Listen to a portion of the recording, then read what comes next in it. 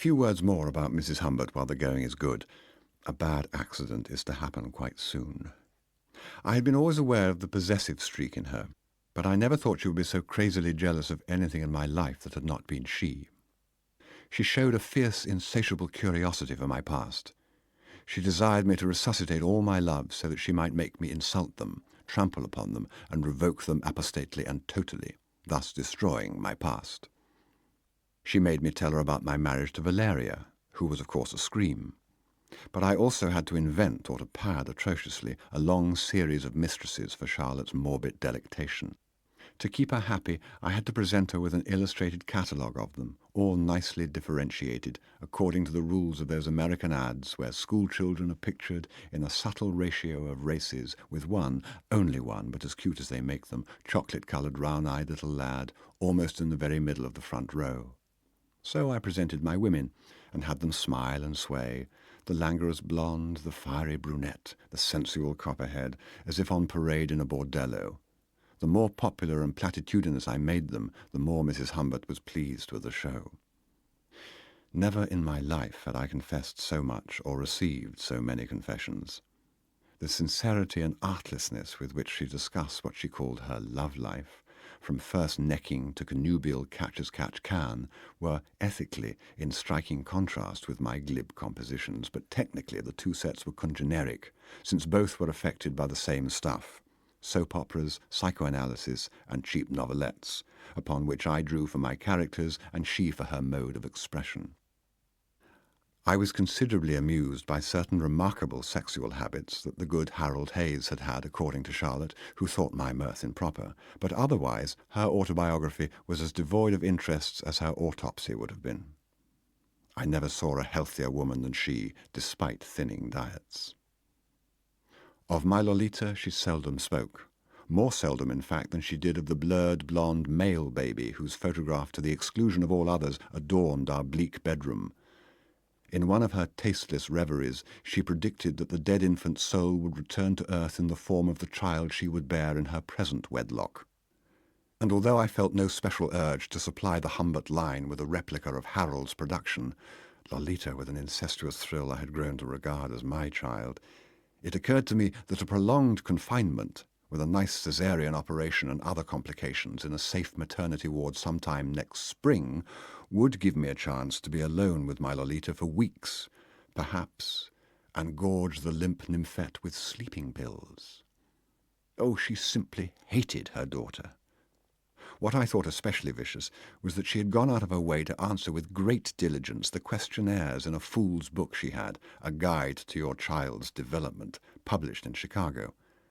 The rigmarole went year by year, and Mom was supposed to fill out a kind of inventory at each of her child's birthdays. On Lowe's 12th, January the 1st, 1947, Charlotte Hayes, née Becker, had underlined the following epithets, 10 out of 40, under your child's personality: aggressive, boisterous, critical, distrustful, impatient, irritable, inquisitive, listless, negativistic, underlined twice, and obstinate. She had ignored the 30 remaining adjectives, among which were cheerful, cooperative, energetic, and so forth. It was really maddening.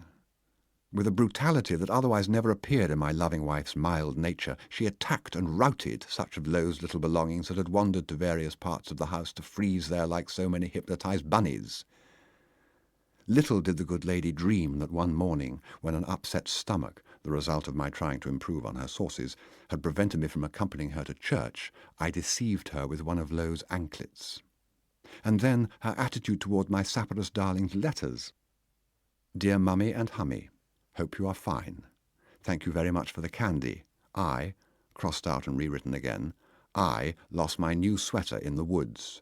It has been cold here for the last few days. I'm having a time. Love, Dolly. The dumb child, said Mrs. Humbert, has left out a word before time.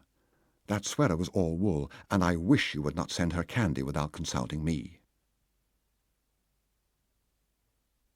There was a wood lake, Hourglass Lake, not, as I had thought it was spelled, a few miles from Ramsdale, and there was 1 week of great heat at the end of July when we drove there daily. I am now obliged to describe in some tedious detail our last swim there together, one tropical Tuesday morning. We had left the car in a parking area not far from the road, and were making our way down a path cut through the pine forest to the lake, when Charlotte remarked that Jean Farlow, in quest of rare light effects — Jean belonged to the old school of painting — had seen Leslie taking a dip in the Ebony, as John had quipped, at 5 o'clock in the morning last Sunday.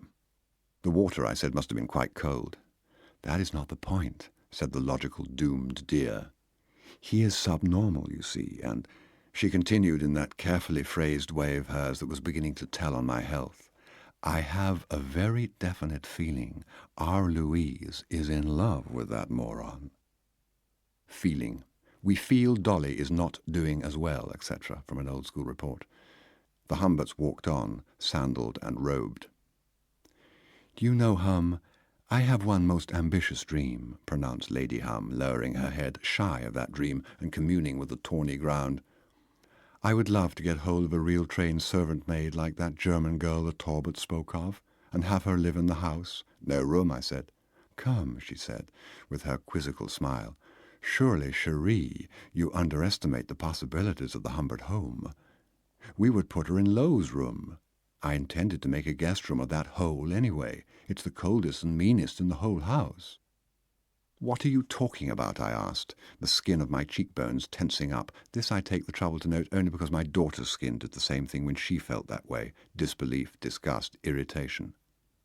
Are you bothered by romantic associations? Queried my wife, in allusion to her first surrender. Hell no, said I. I just wonder where will you put your daughter when you get your guest or your maid?